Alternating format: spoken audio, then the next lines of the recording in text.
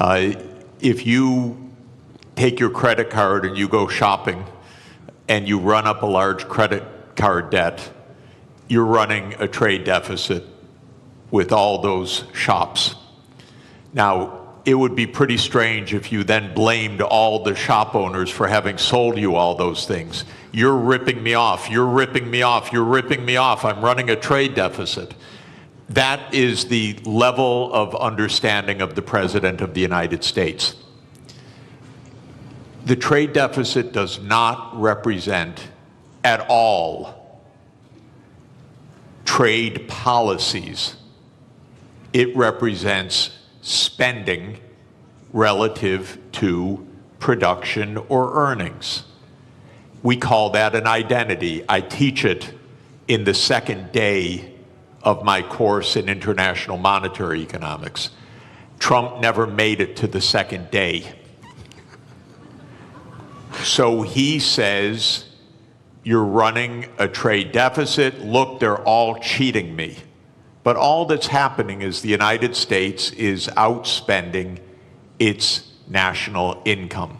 And you can look at the national income chart, you can add up consumption and investment and government spending, and you could subtract off gross national product, and lo and behold, what will that equal? Not approximately, exactly. That will equal the current account deficit, which is the comprehensive measure of how much you spend on goods and services versus how much you sell in goods and services. So the United States runs a current account deficit because it spends more than it produces. Why does it do that?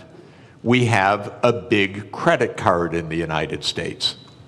It's called the national government. The US government spends about $2 trillion a year more than it takes in revenues.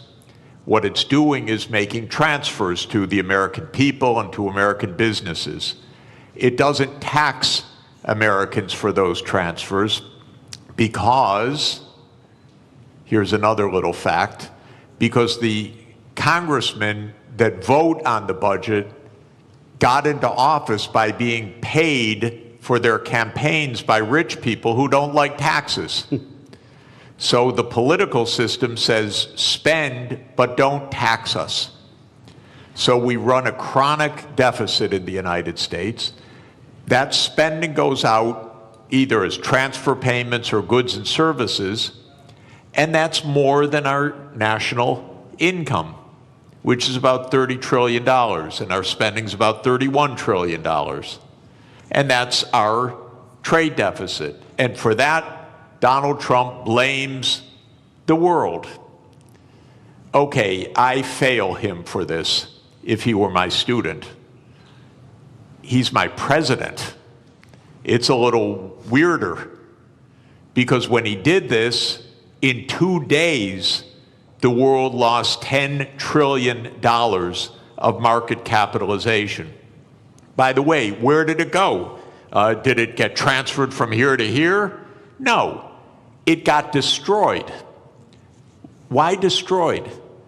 Because trade, something also the President of the United States doesn't understand, is mutually beneficial. So if you stop trade, everybody loses. It's not that one side wins, the other side loses. He cannot understand that concept as a guy that traded real estate in New York. So his idea is somebody had to win, somebody had to lose. But what happened when he made this announcement was $10 trillion was wiped out worldwide. It's not that the US went up and they went down. No, everybody went down.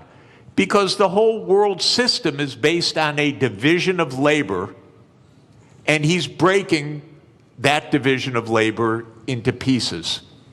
So then people said, this doesn't make sense. Even the very rich people that gave him the money for him to get into office started saying this doesn't make sense. The hedge fund managers who were his big campaign contributors. Elon Musk, who paid for his election, became prime minister. He said this doesn't make sense. And then the markets said this doesn't make sense. Not only $10 trillion, but as the finance minister said, interest rates started to rise because people began to dump U.S. Treasury debt. The safest thing in the world, apparently. So, interesting what happened. It's not quite true that he reversed things. First, he left on this 10% tariff, except for one country, for China, 145% where he on some raised products. the tariff rates. That's because the United States has a deep, neurotic attachment to China. The U.S. political system hates China. Why? Because China's big and successful. And so that the U.S. hates. It's a rival, it's a competitor, and so this is the one thing he left on. Now, he's going to mess up everything with this too, because in a trade war between the U.S. and China, China wins. China does not depend on the U.S. market very much. It's about 12% of China's exports. China will do just fine. It's just dumb policy. There's no more, sorry to say it, there's just no more explanation to this than that. It makes no sense. Now, it raises, if I could, just one last point. How can this happen when it makes no sense? And that, people should understand, we are in one-person rule in the United States. Our political system is in a state of collapse. What President Trump did is an emergency decree. Everything he does is an emergency decree. Literally, you can go on to whitehouse.gov and then follow the menu to executive decrees. And there are dozens of them. And each one starts the same way.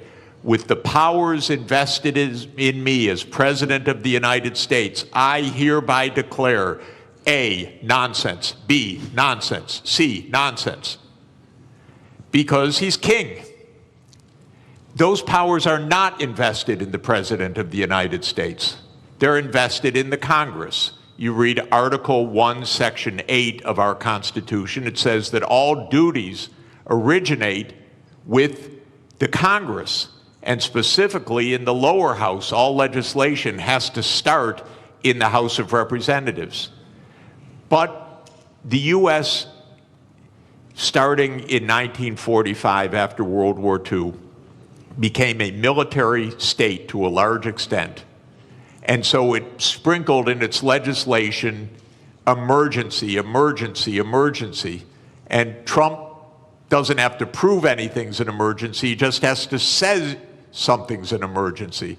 So suddenly the trade deficit became an emergency, and on that basis he issues a one-person rule. Even his aides don't know what he's doing. You raise one final interesting issue, which is that the market recovered about $4 trillion when he reversed. Anyone who knew that 5 minutes before made billions. This is not the cleanest government in the world, I can tell you.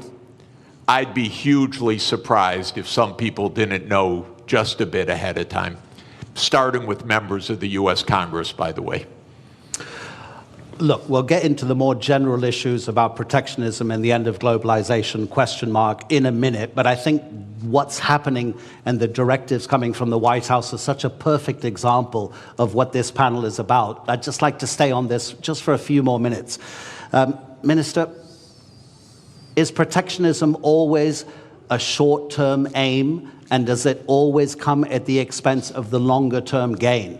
Donald Trump hasn't said it in public, but apparently in private, during his first term, he was asked about the problem of the US national debt. And his answer was, I don't care because I'll be dead by the time it's a problem. And apparently that's also his approach to the climate crisis. So is this protectionism coming from the White House a short-term fix which is going to hurt America in the longer term in terms of how it grows?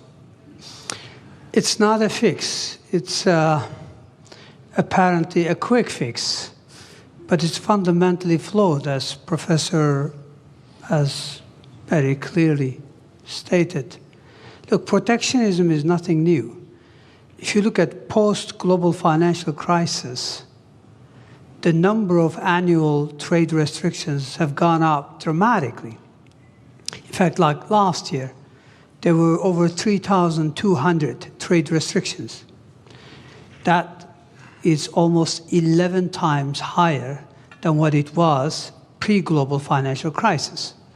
So this has been a trend, but what we have seen over the past week or two is clearly a new level. This goes beyond some protectionist measures, trade restrictions.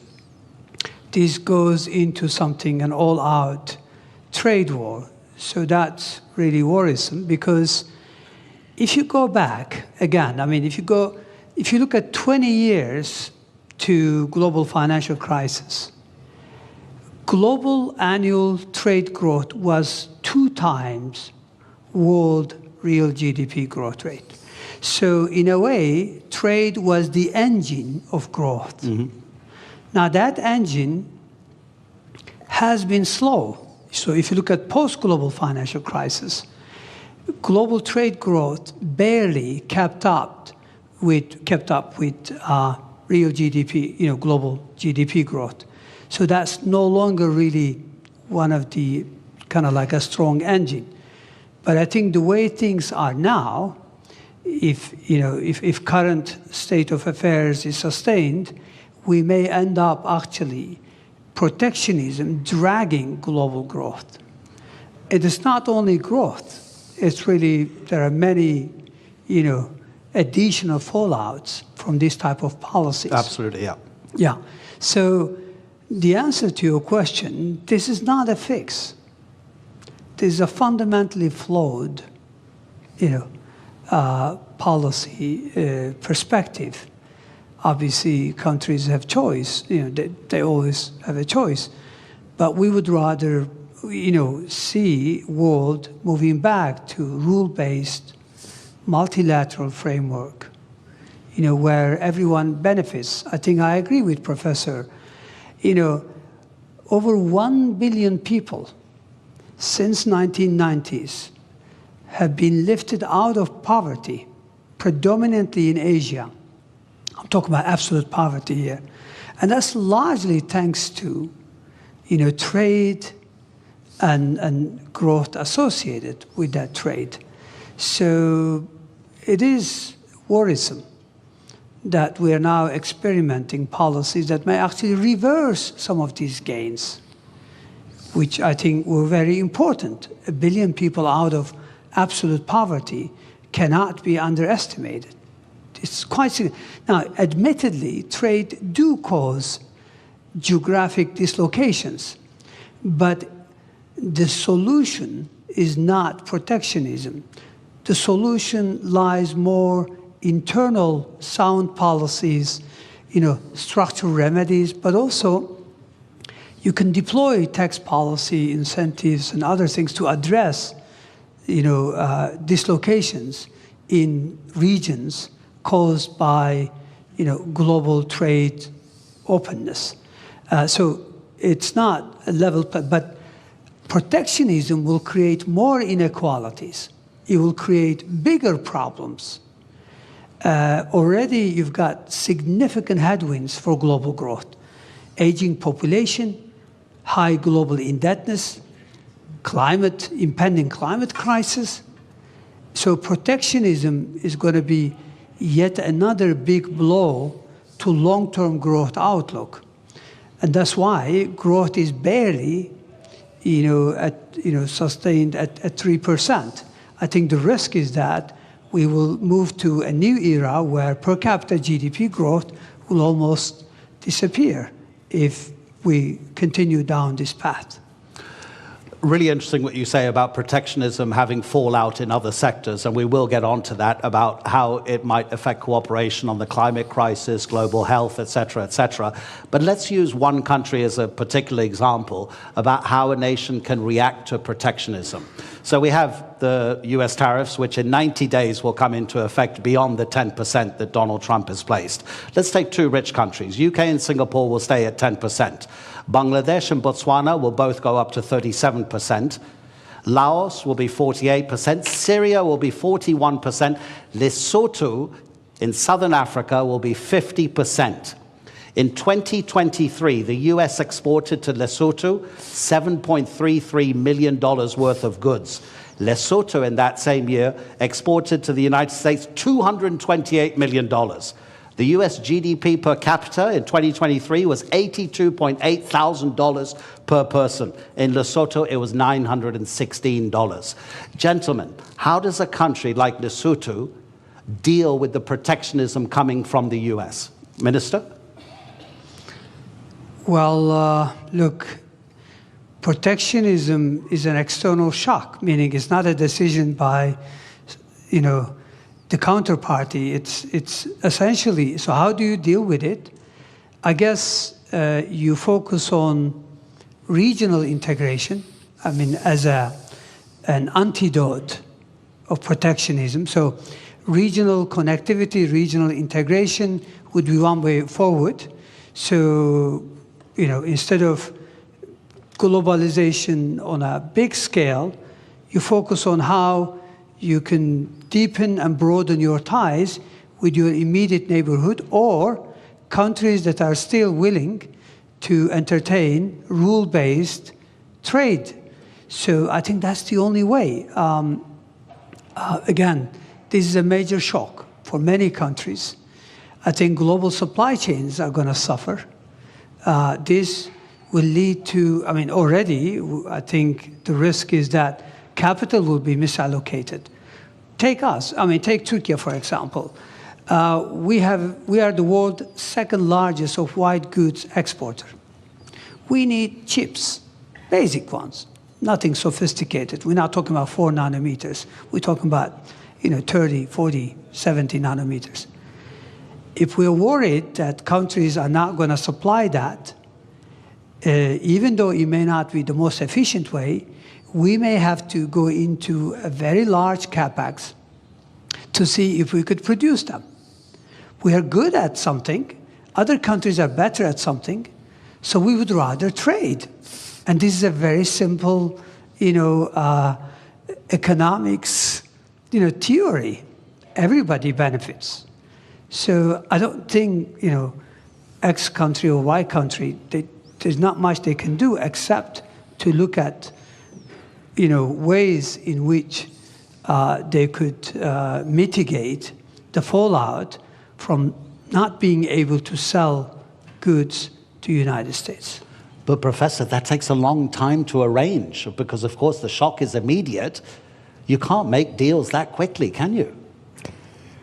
I think the particular tariff rates that Trump announced last week that led to that financial bloodbath are not going to come back. So I don't think we're going to hear again about those numbers after 90 days. 90 days in U.S. time now is infinity. It's eternity.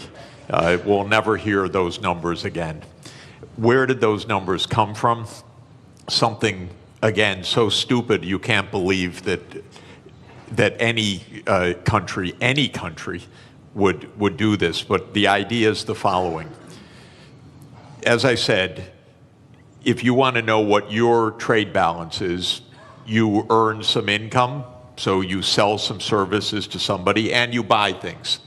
And if you spend what you earn, you're in trade balance. Technically, you're in current account balance. Now, most of us, I work for one employer, my university. So I run a big trade surplus with my university, and then I run a pretty big trade deficit with the grocery store that we buy our groceries from, and if I have to buy shoes, I run a trade deficit with the shoe store, and so forth. Trump's idea, just to add to the craziness of it, is that you should run a trade balance with everybody, not an overall trade balance, but a trade balance with everybody. So you should sell a little bit, you should work a little bit for your shoe store, you should work a little bit for your grocery store, you should go around anytime you want to shop, you trade something. I'll write you an essay if you'll sell me shoes. And you make your living somehow trying to balance your trade with all of your counterparts. Well, this is insane. This is why we have a market economy. You don't have to have balance with every transaction that you do with somebody. But what Trump said was, oh, Lesotho, they sell us more than we buy from them. So they're cheating us. That's literally what he said. Literally what he said. Okay, is it completely delusional or rhetoric? It's delusional, okay? Just so you know. It's weird. But anyway, now, then he calculated a formula. Okay, Lesotho, we have to tax them by the amount to reduce the imports from them so that we have balance with Lesotho. And then they made some absolutely stupid formula that you would not accept in a first year, third week class. It came out of the US Trade Representative's office. They probably were told, do it overnight, the boss wants it. And then they came up with a list of tariffs, country by country, based on the bilateral trade balance. You cannot make this stuff up. This is not it used to be not a Mickey Mouse country, my country. But this is Mickey Mouse. This is not, and I apologize to Mickey Mouse. He would not do this. Mickey Mouse is smarter than this. So we are in a crazy land, actually, with this. Now, it stopped for a moment. We'll never hear those numbers again. I don't know what we'll hear in 3 months. God help us, really. Because it probably won't have to do with trade. It'll have to do with something else. But we can't normalize this as what's the rationale, how to negotiate, what to do. Of course, 60 countries immediately said, we'll rebalance with you. And the President of the United States literally used the language I'm about to use. I'm quoting him because otherwise I would never say this. He said, 60 countries are coming to kiss my ass. He said that in a public speech, the President of the United States. So this is, I'm sorry, I apologize. No, but it's presidential language. Yeah. Okay? I'm only speaking at high political terms. So we cannot normalize this. We have to say no. We didn't spend 100 years on 200 years, 207 years since David Ricardo put forward the idea of comparative advantage, okay? And we have been building the trade system since the ruins of World War II for 80 years. And we have been building the World Trade Organization, which the US led the creation of, I think it's fair to say, for 31 years. This should not be normalized to try to figure out what is the theory of this. And it's a more fundamental point, ladies and gentlemen. The United States is a rogue nation right now on many things, not just on trade, but on making Gaza into the US Riviera, on whatever it wants to say. It's a little bit of a rogue nation. For the world to hold together, the rest of the world has to say, we're not going down crazy lane. We're going to be responsible. We're going to go to the UN. We're going to go to the World Trade Organization. We're not going to get into this downward spiral. Because if we normalize craziness, there is no way out. You mentioned Mickey Mouse, but there's a kind of a theme here from Bloomberg, the news agency. These are its headlines in the morning and the afternoon of Tuesday, Wednesday, and Thursday. Tuesday morning, this is madness. In the afternoon, a clown show. On Wednesday, stocks keep falling. In the afternoon, could have been worse. Thursday morning, assessing the damage. Thursday afternoon, Trump blinks. Minister, and by the way, if I may, because it's interesting, because I'm living in this crazy world, the Secretary of Treasury then, with all deference to a person who has a very hard job, he says, this was planned all along when Trump dropped this. Can you imagine? He couldn't say anything else, though. Well, yeah, I know, but to hear this from your Treasury Secretary is not also reassuring, because all you hear is a crazy land rather than what we need to hear, which is rationality. Okay, so let's make it more general for the moment. And by the way, ladies and gentlemen in the audience, I'll give you a few minutes at the end if you want to ask our two panelists a question. We'll try to get a few questions in from the audience. So to broaden it out, Minister, as the professor says, and pretty much everybody agrees, protectionism doesn't make economic sense because in the longer term, it's going to cost everybody. So what's driving increasing protectionism, not just in the United States, but in other nations as well? Because if it doesn't make economic sense, does it mean it then becomes a political statement from the person imposing that protectionism to almost appear as like a nationalist moment to bring people towards that decision maker politically rather than economically? Well, it's easy to explain. I think what is driving the current, what seems like a fundamentally flawed policies is, first of all, let's set the scene. I mean, there's a geostrategic competition between China and the United States. We know that. China has what it takes to become a superpower because it has human capital, it has state-of-the-art infrastructure, and now it's catching up in technology. The United States considers itself as the hegemon power. So we know from history there's always been tensions between existing superpowers and emerging ones. It doesn't have to end this way, meaning in a trade war or any other wars, but it does in the past. I mean, history tells us that we more frequently see tensions rather than cooperation. So what lies behind this? Very simple. Go back to 20 years ago, roughly speaking.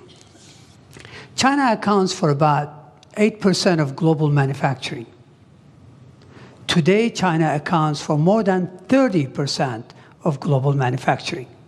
Who lost ground? United States, European Union, and Japan. United States clearly also sees this. Again, go back to 20 years ago and just visualize a world map. Which country commands as the main trading partner of the rest of the world? Maps are all over the place. Clearly, it was the United States 20 years ago. Today, it's China. Now, normally, the way you would respond, the way I would respond, is that, look, we need sound policies, structural reforms to regain ground. Instead, it looks like this rivalry, combined with lack of, obviously, clear understanding, is that it leads you to go after quick fixes. And quick fixes, which is also to do with populism, nationalism, is to blame others and is to present it in a simple fashion. The reality is you have to be more competitive. You have to invest in upskilling, reskilling your population. You have to invest in your infrastructure. And you have to, there's a lot of, there's a long list of homework. But those are politically difficult to deliver. They take time, and they're difficult. So structural policy has been lacking in most countries. And when you can't deliver structural transformation, then you rely on monetary policy to fix things. Monetary policy in many parts of the developed world have been doing the heavy lifting over the last couple of decades in the face of difficulties. So my point here is that I think we know what drives it is losing ground. But how do you regain ground? Again, the sophisticated way would be to do the right thing and deliver on reforms. The easy way would be to blame everyone else and come up with high tariffs as a fix. Let's see. Okay, so protectionism is also not helping your friends to concentrate more on yourself rather than the outside world. We know that the drastic cuts to USAID, the Agency for International Development, has already or is going to cost lives. Myanmar's recent earthquake, the Americans have been for decades maybe the most important first responder, sending hundreds of rescue workers. They sent 3 administrators. They didn't send a single rescue worker. They laid off recently some people working for the federal government on the US nuclear program.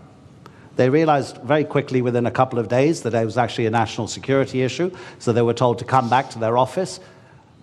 The office said, sorry, they've been excluded from their federal emails, so we can't get in touch with them. So they couldn't re-employ them.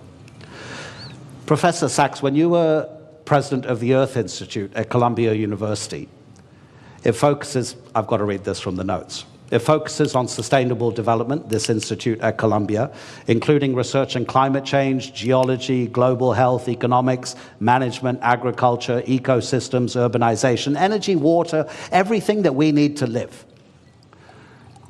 So how does protectionism affect these kinds of relationships between one country and another country? Yeah, It's actually deglobalization. I want to answer that by continuing on with the brilliant explanation that the minister just gave about the hard stuff and the easy stuff. Yeah. So just to say, in American politics, the swing states in the presidential elections in the last 3 elections in particular have been the Midwestern states. So those are states like Michigan, Indiana, Illinois, Ohio, Pennsylvania, Wisconsin, Minnesota. These are states that can go either way. And those states did suffer a decline of employment in manufacturing, not only or even mainly because of trade, but also heavily because of automation over the last 40 years. I come from Detroit, which is Motor City, used to be, and I used to go when young on school field trips to see the assembly lines, and there were actually workers on the assembly line. But now if you go to an automotive plant, it's all robots, very, very few people inside. That's not because the jobs went overseas. In that case, that's because the assembly line itself became an automated phenomenon. So Trump is giving an answer to those swing states. It's China's fault. It's Mexico's fault. It's Lesotho's fault. What the minister said is really important, that when he said that trade benefits the economy, but it could hurt some sectors.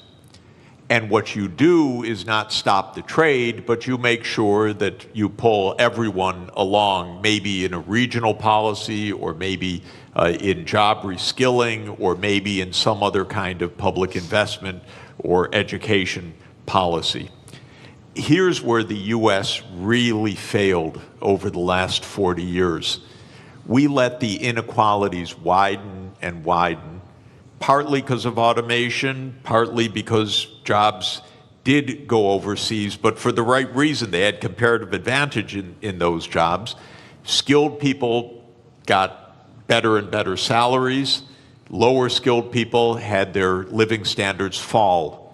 The gap widened. By the way, not just the income gap, the life expectancy became 10 years or more.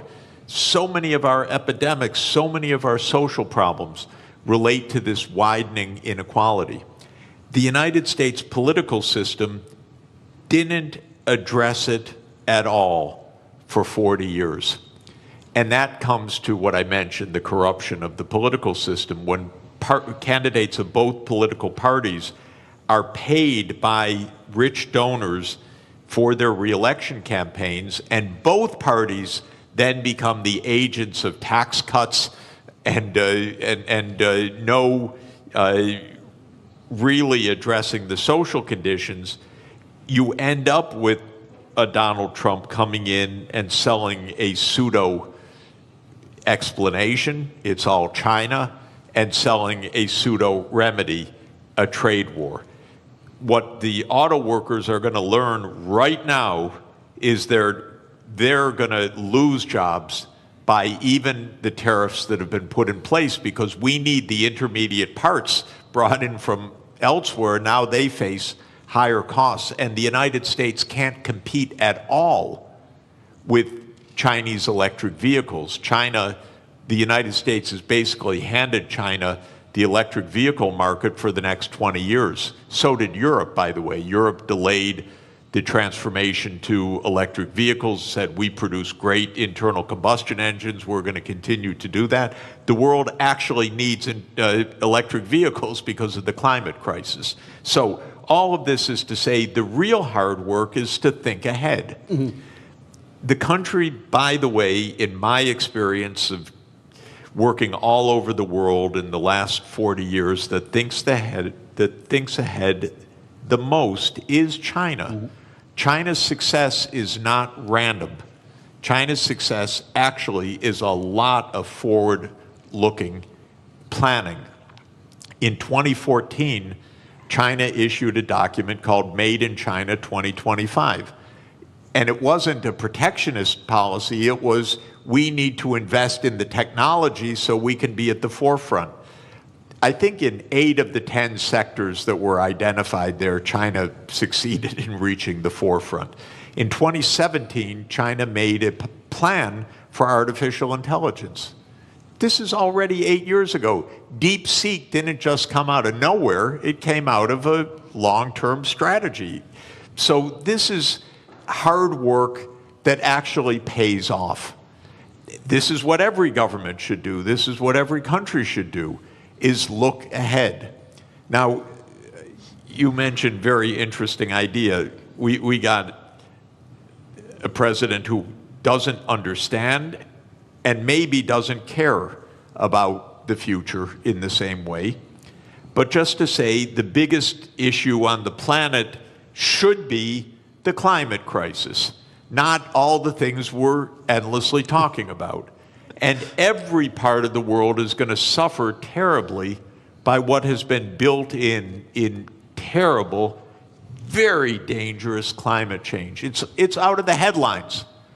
But, you know, I had a very difficult job. I was the director of an institute with 300 climate scientists for 14 years, some of the world's leading climate scientists. The reason it was a hard job is that every week they came up and told me, it's worse than we thought. They would give me endlessly grim news. And the lead climate scientist at Columbia University is a man named James Hansen, who I regard as the world's leading climate scientist. And he produced a study in January that said it's much worse than we have thought. The world's temperature has gone up by 0.3 degrees Celsius in 3 years. We have had 21 months of the last 22 above 1.5 degrees. That's the new baseline, by the way. That's not because of an El Nino effect. That's the new baseline. We already blew the limit that we set 10 years ago in Paris that we said we would not exceed. We're already above it. And what Hansen says is we're rising at an accelerating rate. Now the average rate is probably between 0.3 and 0.4 degrees Celsius per decade now on average. So we'll be at 2 degrees excess. What all of this means is profound danger 20 years from now, 25, 30, but we're already seeing terrible danger today. I don't want to minimize what's already happening. Los Angeles burned down, massive forest fires in Korea last week. It's everywhere. My wife and I are nonstop traveling. Every single place we go is some kind of climate crisis, literally. It's a drought, it's floods, it's heat waves, it's pest infestations, it's forest fires. And the sea level is going to rise by many meters, which is not great for Istanbul, by the way, and not great for coastal areas. It's very dangerous what is built into the system. Now, what is Trump's answer for this? Yesterday, King Donald issued an executive decree to bring back coal. It's willful destruction of well-being, willful. And that is, again, he pulled out of the Paris Agreement. What I'm hoping, ladies and gentlemen, is the other 192 members of the UN have to say, no, we're not entering a crazy land. We're going to take care of our future. Right now, I live in a crazy land. But the rest of the world has to avoid the crazy land, has to avoid normalizing this. I don't know if any of you saw it during the height of the coronavirus pandemic. An Australian artist, cartoonist, drew a cartoon which had the first tidal wave, kind of a tsunami of economic recession. There was a bigger tidal wave tsunami behind it, which was COVID-19, and then a huge one over both of them, which was the climate crisis. So get ready, I'll give you a chance to ask a few questions, but I just wanted to address one final issue to the minister. And I was getting a bit depressed, Professor, when you were talking about that. I tell my kids since they were born, they're now 21 and 19, live anywhere you want in the world, but don't live near the coast or near a river.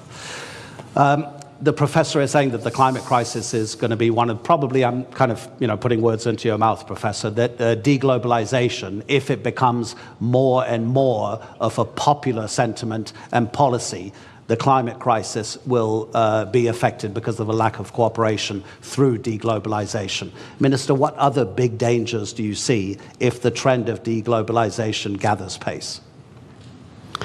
Well, as I mentioned earlier, in addition to the impending climate crisis, which could have a devastating impact on the future of humanity, I think we are faced with significant headwinds that already exist, but some of them could become more complicated. One of them is high global indebtedness. Mm-hmm. If protectionism clearly goes the way it is today, meaning if we really go into these trade wars, and if this leads to higher inflation, even for a couple of years, if that's the case, then that means long-term interest rates are likely to rise. And if that is so, then many countries are already struggling to manage their debt service. You know, global indebtedness, if you look at it, overall indebtedness was 328% last year. 328% of GDP. Yeah. This is huge. When interest rates are very low, no big deal. But when rates go up, clearly that's a big issue. I mean, look at the Turkish scene. Yes, we've had a, domestic, domestic issue that led to some market turbulence. But what happened post-April 2, CDS have gone through the roof. CDS are country risk premium. Our external bond yields, 10-year, 5-year, they all gone up significantly on the back of these tariffs. I think there are already many countries, according to UN, that pay more on interest on debt than what they are able to earmark for education and healthcare combined. So I think we already have issues such as indebtedness that the current trend could exacerbate. I mean, aging population already could create huge constraints on public finances going forward. So those are some of the additional headwinds that exist that could actually serve as speed limit or a drag on growth. So I think the world, and I agree with Professor that the world has to, rather than going down this path, we need to cooperate more. We need to work more closely on climate change, on how to address other problems, because protectionism will also lead to probably global inequalities. If you don't allow AI chips to be freely available to everyone, clearly that's a big issue, because then many countries will be left behind in terms of tapping this AI that has immense potential to boost productivity. Protectionism is not limited to trade of goods and service. It's now associated with financial flows, with diffusion of technologies through FDI. So clearly, I think we'll be worse off unless we cooperate, unless we return to multilateralism. But sadly, right now, it's all about shift to minilateralism. A few countries getting together, but that's not enough. I think issues are too big for few countries to address. I think the rest of the world should come together. So yes, there are significant challenges. When you mentioned aging population, I have a good example from Europe, that only 2 countries on the entire continent are having enough babies to sustain their population level. That's Ireland and Portugal. So you imagine the pressure on the taxation system and the spending on those other countries that are not sustaining their population levels and are just getting older and older and older. Okay, let me look at the back as well if anybody has any questions. We've got about 7 minutes left. And please, make it a question, not a lecture, because if it's a lecture, I'll have to stop you. Gentleman over there and gentleman over here. Okay, please introduce, there's a microphone. Thank you very much. Doesn't work? Yeah, it does work. Okay, thank you very much. I have a question for Mr. Jeffrey Sachs. My name is Sarsin Anacır, and I'm from Harici News. So you mentioned that we shouldn't look for a rationale behind the actions of Donald Trump, but just to be a devil's advocate, I just want to understand their point of view, which they mention, yes, trade deficit and the national debt of the United States, but also they mention the hard industries that left United States back in the day. So what I'm trying to understand is, if United States gets into a confrontation with global powers such as China or Russia or any other state, maybe even Europe one day, is it wrong for them to want their hard industries back, and this is their rationale to put these tariffs on. Because Donald Trump mentioned that we are buying cars from Canada that we could have been producing before. So is there a rationale behind, at least on the hard industry part? Okay, thank you. Yeah, you know, in trade theory or trade concept, there is the national security rationale. So you may want to procure domestically to have an armaments industry. That's quite different from imposing tariffs on 150 countries in a completely arbitrary way.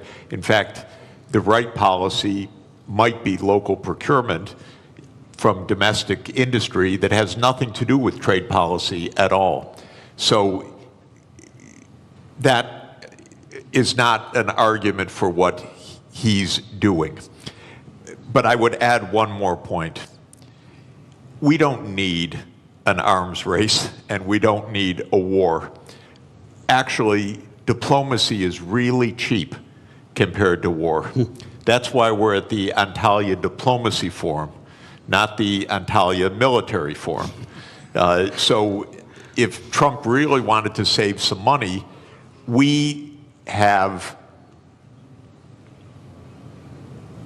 almost 800 overseas military bases in 80 countries. This is crazy. So if he wanted to save money and close the budget deficit, I would close hundreds and hundreds of military bases and leave all these countries at peace, because wherever there's an American military base, there's a big headache, believe me.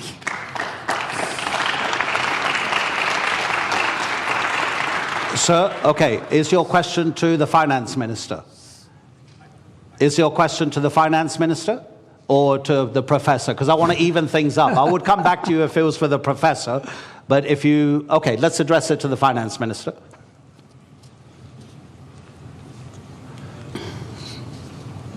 1, 2, 1, 2. My name is Riel Miller, formerly of the OECD, formerly of UNESCO, and formerly an advisor to finance